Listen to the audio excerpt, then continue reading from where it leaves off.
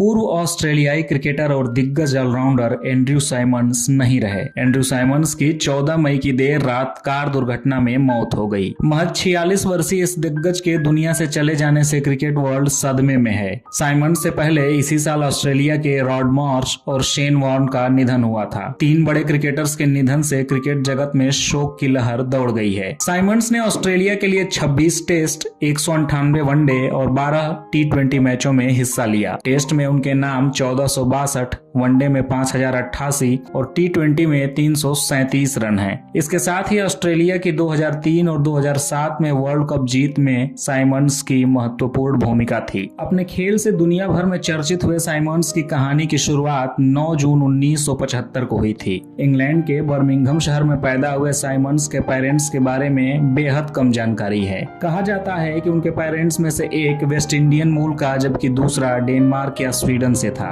Symonds को 3 महीने की उम्र में गोद लेने के बाद उनके नए पेरेंट्स केन और बारबरा ऑस्ट्रेलिया शिफ्ट हो गए। बचपन में साइमंड्स टेबल टेनिस और क्रिकेट दोनों जमकर खेलते थे। काफी छोटी उम्र में ही साइमंड्स ने अपने हमउम्र बच्चों को बुरी तरह पछाड़ना शुरू कर दिया। ऐसे में उनके पिता केन ने उन्हें हर शनिवार टाउन्सविल स्थित वॉन्डर्स क्रिकेट स्टेडियम ले जाना शुरू किया। 3 घंटे की यह राउंड ट्रिप 5 साल तक चली। इसके बाद साइमंड्स का परिवार गोल्ड कोस्ट शिफ्ट हो गया। उनके माता पिता जिस स्कूल में काम करते थे, साइमंड्स की पढ़ाई वहीं हुई। साइमंड्स का जिक्र हो और मंकी गेट केस की चर्चा न हो, ऐसा हो ही नहीं सकता। ये घटना जुड़ी है पूर्व भारतीय खिलाड़ी हरभजन सिंह से। साल 2008 में हरभजन सिंह के साथ एंड्रयू साइमंड्स का मंकी गेट विवाद काफी चर्चा में रहा था। भारतीय टीम ऑस्ट्रेलिया दौरे पर थी और टेस्ट मैच में हरभजन सिंह बल्लेबाजी कर रहे थे। दोनों के बीच बहस शुरू हो गई और ये बहस काफी आगे बढ़ गई। इस समय साइमंड्स ने हरभजन सिंह पर आरोप लगाए थे कि भज्जी ने उन्हें बंदर कहा था। इसके बाद हरभजन सिंह के खिलाफ आधिकारिक शिकायत दर्ज करा दी गई। सुनवाई में मैच रेफरी ने हरभजन सिंह को दोषी पाया और उन पर 3 टेस्ट मैच का बैन लगा दिया गया।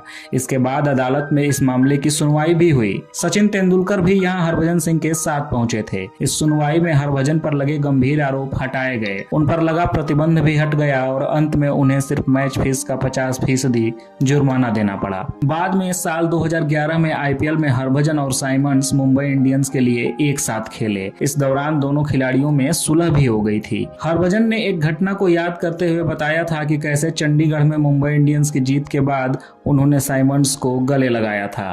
अब अपने दोस्त साइमंड्स के निधन से हरभजन सिंह भी काफी निराश हैं। हरभजन ने ट्वीट कर दुख व्यक्त करते हुए लिखा, एंड्रयू साइमंड्स के आकस्मिक निधन के बारे में सुनकर स्तब्ध हूँ।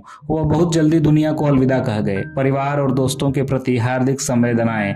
दिवंगत आत्मा के लिए प्रार्थना। एंड्रयू साइमंड्स भारत में भी बेहद मशहूर थे। यही कारण था कि बिग बॉस के 5वें सीजन में साइमंड्स गेस्ट के रूप में शो का हिस्सा बने थे।